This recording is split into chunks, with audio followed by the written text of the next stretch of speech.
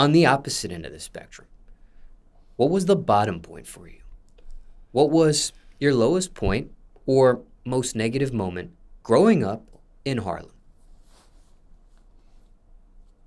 It's the same age as, like, I would say, like, if 16 was my best year, I feel like 17 to like 18 was just trash. Like, I was just like, this is the first time like, I'm having arguments with my mom, I'm getting kicked out the crib. This is when all this is going on. I'm figuring out like this is me figuring out like, oh, like I'm not like, not that I say I'm not like everybody else, because I think I'm pretty normal, but like I'm figuring out like whatever they think I'm about to do after I get out of high school was not what's about to go down for me. Like, I'm about to go figure it out as much as I can in high school, and then as soon as I get out of here, I'm just gonna keep working on it.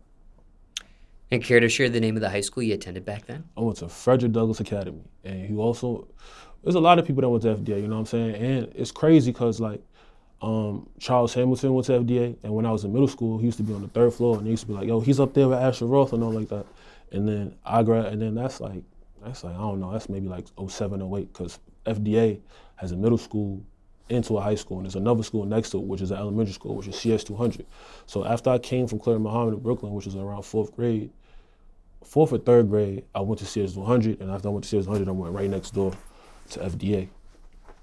And so it was Charles Hamilton. The only other person I really, really know of that everybody like knows of is Cenat.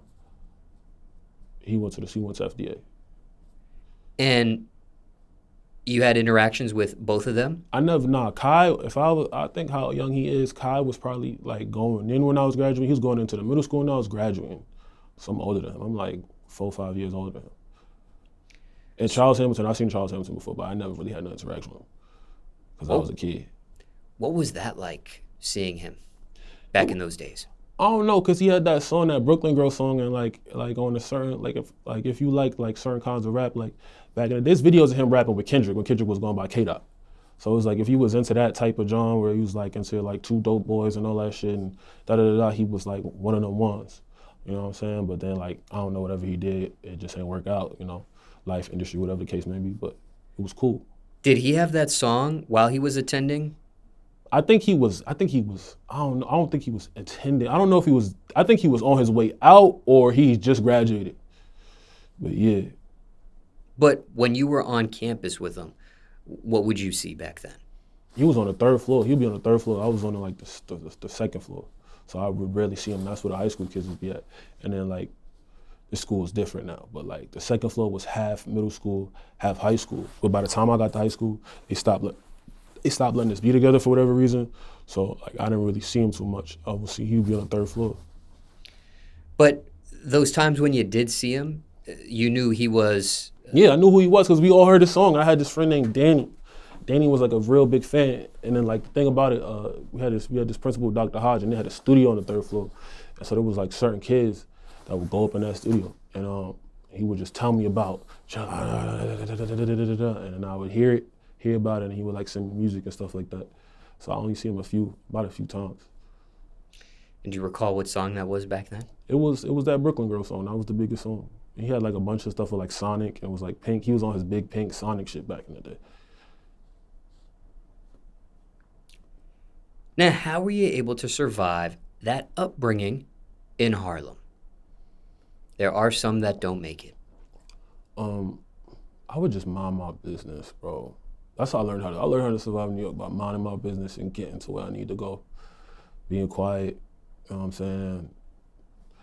Avoiding trouble, not doing certain shit, staying in the crib. My mom didn't even let me go outside really until I was like 16 type shit. I would go outside with my older brother, like, and I was like, but that's like, we was going downtown, we was going like Soho and shit. And it's ironic, because like, this is like, if this is 08, 09, this is like 08, 09, that's like the first time like I'm seeing niggas like A$AP Rocky and Soho and shit like that, back when he had like the perm and shit like that. I was seeing all kinds of shit like that back in the day when you would go to Soho. Soho was like very interesting. It's played out now, but back in the day you could see like they would have fashion nights out.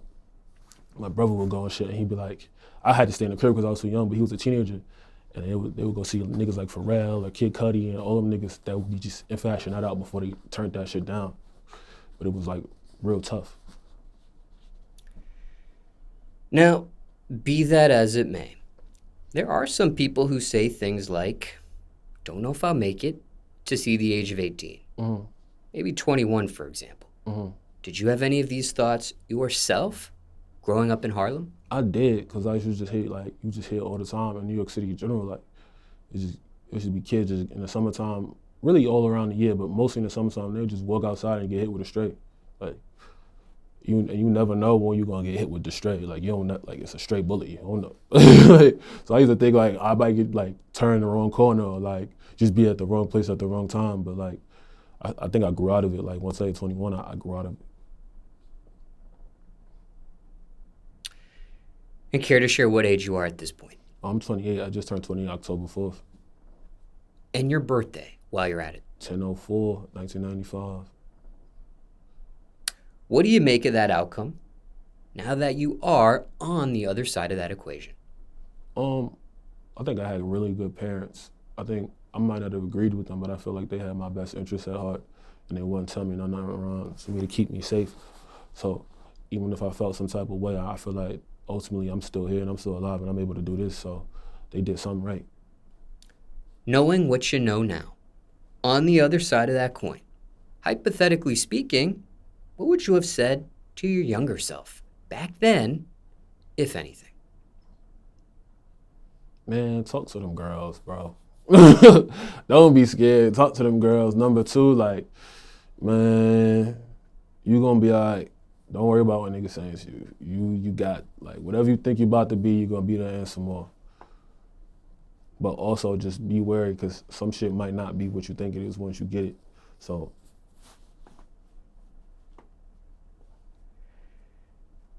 Now, anything else you want to mention about your upbringing? Or question you weren't asked? People want to know about that. Like, anything else? In regards to your upbringing? Nah.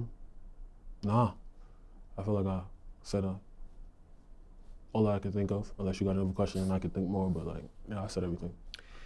There was a time you mentioned when you were kicked out? Yeah.